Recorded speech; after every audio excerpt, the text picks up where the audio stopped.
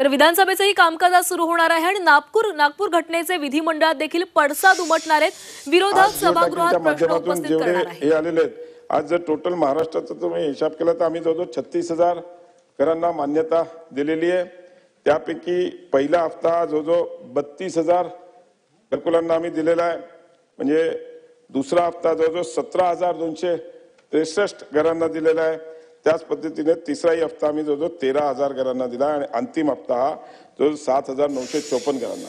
सांगण्याचा उद्देश एकच आहे की आपण जे म्हटलात की दुसरा हप्ता दिला नाही असं नाही। जिओ टॅगिंग मध्ये ज्याने सबमिट केलं त्याला नक्कीच त्याचा हप्ता मिळतो। आमच्याकडे पैशाची निधीची काही कमतरता नाहीये।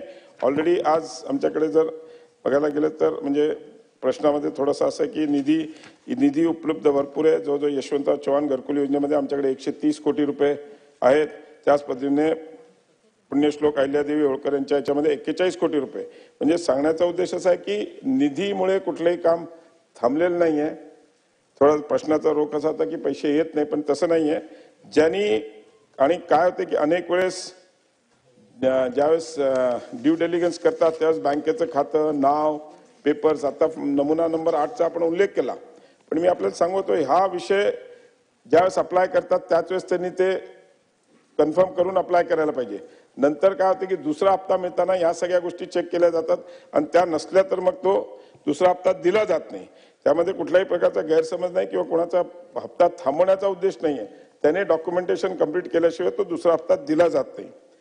दुसरा एक महत्त्वाचा प्रश्न आपण विचारला तो घोषणा आम्ही अनेक वर्ष ऐकतोय, पण महायुतीच्या सरकारच्या प्रयत्नामुळे आज ग्रामीण भागातील या लोकांच्या अपेक्षा वाढलेल्या आहेत। धुळे जिल्ह्यातील उद्योग क्षेत्राला चालना देण्यासाठी पहिली जिल्हास्तरीय गुंतवणूक परिषद काही महिन्यापूर्वी पार पाडली।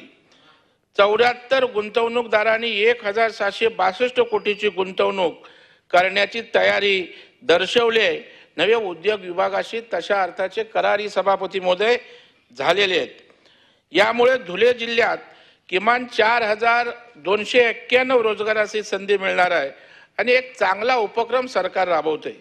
माझी माननीय मुख्यमंत्री महोदयांना या चर्चेच्या निमित्तानं विनंती आहे